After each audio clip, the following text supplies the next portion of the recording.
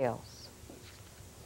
Researchers at Fred Hutchinson Cancer Research Center followed 1,800 Puget Sound women under the age of 45 and found women who had abortions are 50% more likely to have breast cancer. Results are even more striking related to age. For women who had abortions when they were over 30, the risk more than doubled.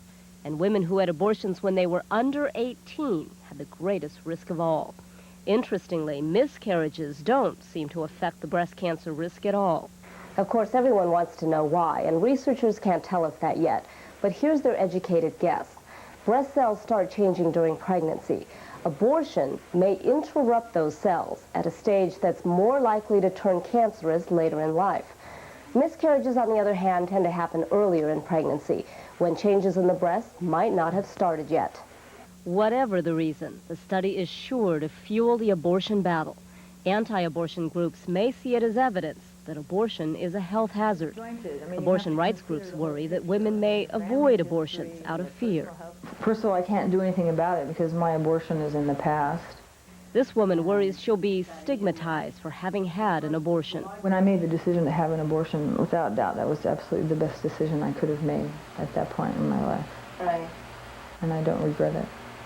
The study doesn't make any recommendations regarding abortions, saying only that early detection of breast cancer through mammograms and self-exams is most important. But here's how one abortion clinic director will handle it.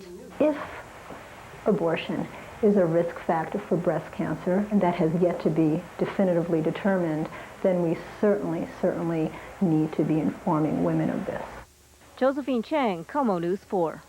For women under the age of 45, the average risk of breast cancer is about 1 in 100. The abortion risk would raise to less than 2 in 100, still a relatively small difference. An update this morning in a case we've been following. Pierce County officials now say they will charge a 17-year-old as an adult in a shooting described as a hate crime. The 17-year-old is a self-described skinhead. He's accused of firing at a group of 3 African Americans and 2 white teenagers at this convenience store in Parkland on Monday night. None of those people were hit, but this boy, 11-year-old Michael West, was. A stray bullet wounded him in the arm. Juvenile court officials want the teenage suspect charged as an adult. Those charges are expected to be filed later today. Boeing engineers are stepping up their work with federal crash investigators who are trying to find out if dirty hydraulic fluid caused a U.S. Air 737 to crash. 132 people were killed when that jet went down near Pittsburgh early last month. Boeing won't speculate right now on the theory that little bits of rubber and metal got into that hydraulic fluid and caused the plane's rudder to stick. But engineers do say they found nothing to indicate changes are needed on other 737s.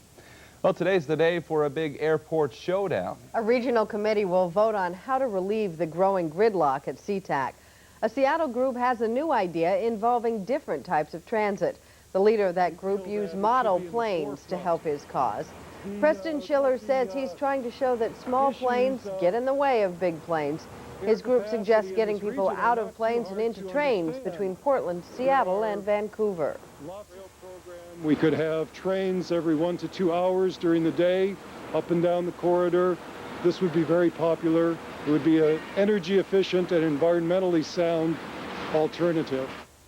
Schiller says it's also a way to avoid costly legal fights over a new airport or a new runway. The next step in that controversy comes today when a regional council meets to vote on searching for a new airport site or adding a 3rd runway at SeaTac.